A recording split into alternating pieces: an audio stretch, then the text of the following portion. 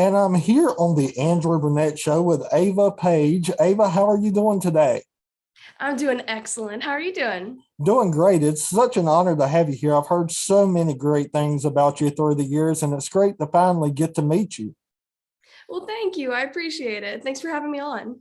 Absolutely. So, to start off the interview, share with us how music really came into the background for you. Absolutely. So I'm a born and raised Nashvilleian. Um, it's kind of a rare thing because nobody's really born here anymore, but it's an amazing town to grow up in if you want to pursue music. And I've been surrounded by music my whole life. I mean, my parents always had the radio on, so we were playing everything from classic country, current country, 80s, everything. So it's always been a huge part of my life, but nobody was really in the industry in my family or really didn't think of it as a career. But I started playing guitar when I was 7 years old. My parents noticed my interest and bought me my first guitar for my seventh Christmas. And so along with that, they had lessons, and I just absolutely fell in love with it. But really didn't solidify as a career choice until I was 10 years old, and I got the really cool experience seeing karaoke with Kelly Clarkson. And it's kind of a hilarious story how it all happened, but because of it, I posted it on social media, and that got some attention. And the news came out and interviewed me. And when you're in the fifth grade and you get pulled out to get interviewed by the news, it's like the coolest thing ever. But through all that, I got invited to my first writers round, and I had to perform a cover at a writers round, which is kind of funny. It's kind of sacrilegious, but they said come back when you've written your own music. So I did just that, and I came back a week later with my own song, and just fell in love with it ever since. Wow. So, who were some of those influences that really have inspired you to be who you are today? Yes, there's honestly so many amazing, just amazing artists right now in the country music industry that have given me, so much insight. But some of my biggest influences are Chris Stapleton. He's probably my biggest musical influence. But Ashley McBride, Brandy Clark, Travis Meadows, they can really tell a story through their music, and it's so amazing. Carly Pierce is amazing. There's so many awesome just country singers right now, and of course, people of the past are showing us the way and everything. But there's a lot of amazing artists right now. So, to you, what is a great country song? How do you describe a great country song? I think a great song is when it can pull you into the story and make you feel emotions, and you can really connect with the singer. And there's a lot of amazing songs out there that tell these wonderful stories that can, it takes you through this person's life in the matter of 3 minutes, and it's incredible. But that's what I personally look for when I look for a good song is really those storyteller could pull you in, let you see what the singer's talking about. I remember a couple of years ago, you went through a pretty important health journey in your life, and it required lots of prayers. And I remember praying for you. Tell us a little bit about that and how you're doing now. Absolutely. And thank you for the prayers. Yeah, so July 1st, 2019 is a date I will never forget because my life completely changed. I guess give a little background. I was doing a small tour in Texas and something just wasn't right. We came back home, and my mom is a retired nurse, so she could pick up on the signs that I needed to see a doctor. And so we went to our pediatrician. My pediatrician sent us to Vanderbilt Children's Hospital here in Nashville, and six doctors walked in, closed the door, and told me that I had cancer. It was very, very sudden diagnosis, and it's pretty typical for leukemia to kind of creep up on you. And I was thrown into a hospital room for about a month and a half straight, doing intensive chemotherapy every single day. And we faced all sorts of different side effects, some of which include medically induced diabetes, third spacing on the lungs, fluid retention. I had pancreatitis, and I had a fungus eat half my nose. And if they didn't catch it soon, it would kill me. Just a bunch of issues and everything, because when you're fighting cancer, you're not just fighting cancer, you're fighting all the side effects of chemotherapy, which is a whole nother rant upon itself. But because of that, I reached out to my Nashville community and asked for support, and they absolutely, just overwhelmed me with love and support. And, so many artists came to my hospital room, and they would share stories and sing songs. It'd be nothing to have 10 people in my hospital room at one time, just passing the guitar around and sharing stories and keeping me company.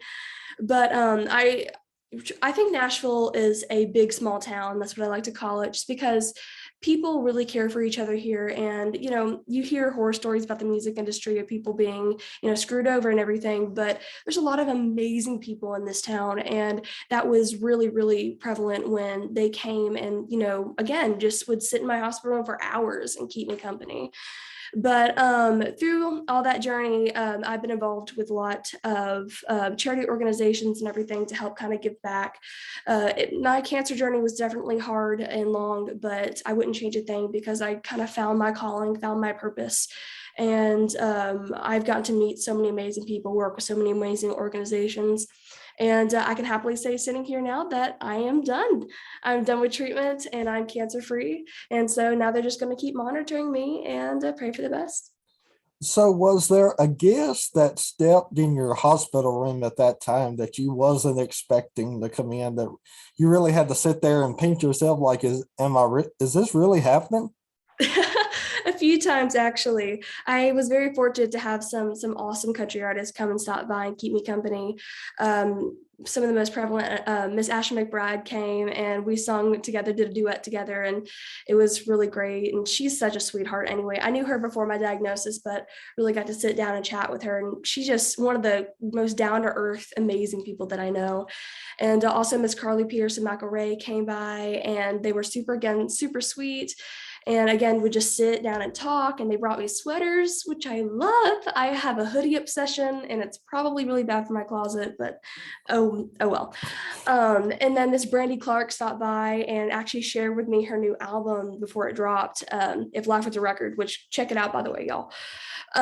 It was way before it dropped, and it was actually kind of cruel to do that because she walked out and she wouldn't send the masters to me because, new record.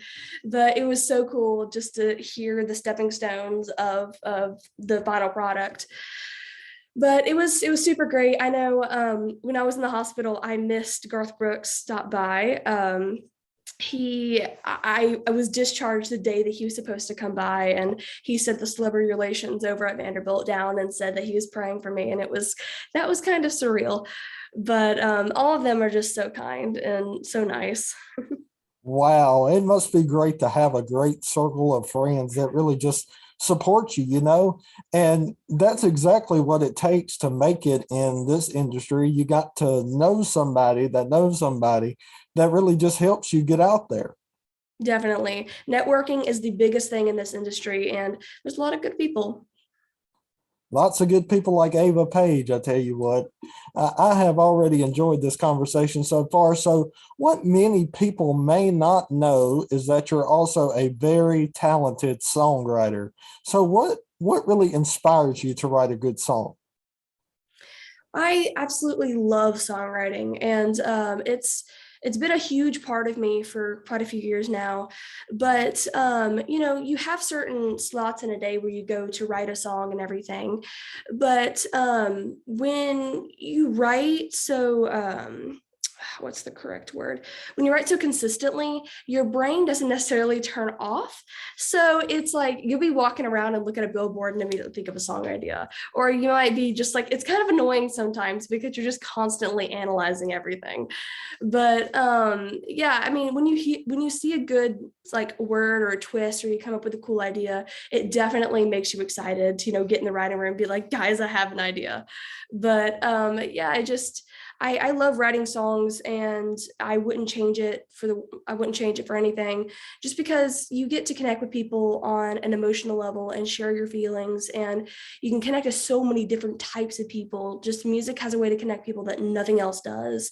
And it's really incredible. So, what are your musical goals for 2022? So now that I am cancer free and everything, we actually have a lot of stuff planned. Currently, I'm on a releasing schedule right now where I'm releasing quite a few singles. So I just released two so far, and a third is coming out very soon. The first one's called Blessings in the Rearview. The second one, I did a cover of Sarah Evans' Suds in the Bucket. So go check them out on Spotify and Amazon Music and all that, Apple Music, all that good stuff. But yeah, so this next year, I'm really focusing on shows. I have a lot of ideas that are in the works and everything. We're trying to get them solidified, and some opportunities that are coming up. I'm traveling quite a bit with some charity work as well as just doing shows out of town. But yeah, a lot of exciting things. Suds in the Bucket. What inspired you to record that song? I love performing it. It's so much fun. It's probably one of my favorite songs to cover. It has a lot of energy, and everyone knows the song, so it's super fun, especially when you do it like down on Broadway or something, and everyone's screaming the words at you, and it's super fun. It's just a good time. So tell us a little bit about the song you mentioned, Blessings in the Rearview. Tell us a little bit about that. Yeah, so I wrote this song actually during quarantine. It was one of those Skype writes or Zoom writes, actually. Um, and I am not really a big fan of Zoom writes, but you got to do what you got to do when the whole world's on lockdown. So it's either you do that or you don't write at all, which that was not going to work for me. I just stir crazy. But so I was with a good buddy of mine, Casey Timmer, and we were just talking about stuff and talked about life and everything. And with my cancer diagnosis, it was kind of on my heart where it's like, even though my journey was hard, I wouldn't change a thing because I grew as a person. I grew, I found my passion and everything. And when life throws the challenges away, you have to make the best out of them. And we kind of put those emotions into a song, and it's looking back now on all the hell that we've been through, it all turns into blessings in the review. So that's the kind of thing we went off of. I tell you what, you are an amazing individual. I have been counting down the time since you told me that you'd be on the show. I was like, man, this is going to be a good one. So let's talk about favorites here for a minute. What is your favorite hobby when you're not singing or writing? Ooh, that's hard. I love golfing. My whole family golfs, so we love golfing. I love being outdoors, so I'm a big fisherman. So I love going fishing and everything. Just spending time outdoors, spending time with family. I don't know. Music takes up a lot of my time, but again, I love fishing. I love just hanging out with friends. I love reading books. I'm a big novel person, so I love reading novels and everything. Love watching Netflix every now and again, having a good show. Recommend me good shows, y'all. I'm running out. What But about yeah. current novel that you're reading right now? Ooh, I just read actually two ones that were incredible. Actually, they're not new though. One of them is semi-new, but probably Andrew Weir has two amazing books out. He is mainly known for his book that he released a while back called The Martian, and I got adapted into a whole like feature film and everything with I think it was Matt Damon. But so the actual book itself is really good. But he just released another one called Project Hail Mary, and it is really good. I'm a sci-fi nut, so I love space and I love sci-fi. So they were two very good reads. What about a funny stage mishap that you'll never forget so far? Ooh, that's hard. Uh, let's see. I don't know. I've almost fallen many, many times. So I probably I caught myself most of the time. I think probably the biggest one was I almost fell off of Luke Bryan's stage downtown a couple years ago. And honestly, that building's super cool, but the stage is a lawsuit waiting to happen. It's just literally it's an elevated stage. We have to walk on the bar to get to the stage. And Wow. so it's just like when you're in boots and you're not very graceful, it's kind of a hazard. I'm not gonna lie. So I luckily caught myself and did not fall, but it was a very close call to say the least. But I don't know. Thank God my middle name ain't Grace because I'm not graceful at all. Favorite movie? Shawshank Redemption, easily hands down. My favorite movies under that one fluctuates quite a bit, just like because I'm a big fan of Princess Bride and Talladega Nights and like stupid films like that, but also Secondhand Lion, super good, and then there's a bunch of good movies, but first and foremost will always be Shawshank Redemption. It's just so good. This just every time I see it come on television, I can't not watch it. What about favorite TV show to binge watch? Ooh, I just binge watched a bunch of stuff because I was sick. So it just like I just watched a bunch of stuff on Netflix. Probably ooh, that's hard. There's a lot of good shows. I just watched Witcher and it's really good. Highly recommend. Again, novel and fantasy nut. So Witcher was super good. Then I watched Peaky Blinders a while back and it was really good. That's a really good show. And then also for those of you who like action stuff, watch Daredevil. It's incredibly good. Really, really good show. So it sounds like you're a TV show movie nut on the side of music and everything. I enjoy watching movies. Yes, that is true. So what about memorable experience that you'll never forget that has happened in your career so far? Ooh, I've been very fortunate to have a lot of really cool experiences and just things that, I'll cherish forever. Probably one of the coolest ones that I've done so far is singing the national anthem at Bridgestone. And it was a super cool experience. I was doing the national anthem for the Predators hockey game, and this is pre-COVID, so it was completely packed. And I was super nervous. I usually don't get nervous for performances. I've done stage related things for ever since I was a kid, doing dance and everything. But I stepped out onto the ice first off, trying not to fall, because what they don't tell you is that the carpet, there is a gap that has ice on it. And I'm like, don't touch the ice, don't touch the ice, don't touch the ice. I was trying my best not to fall because I'm like, oh God, I want to be on one of those compilations where it's like worst national anthem fails and it's just like me face planting. But no, I didn't. And it was good. But I walked out and just when you're down on the ice, you can't really see how many people are in Bridgestone Arena. I think it has for hockey, it has a capacity of 20,000 people.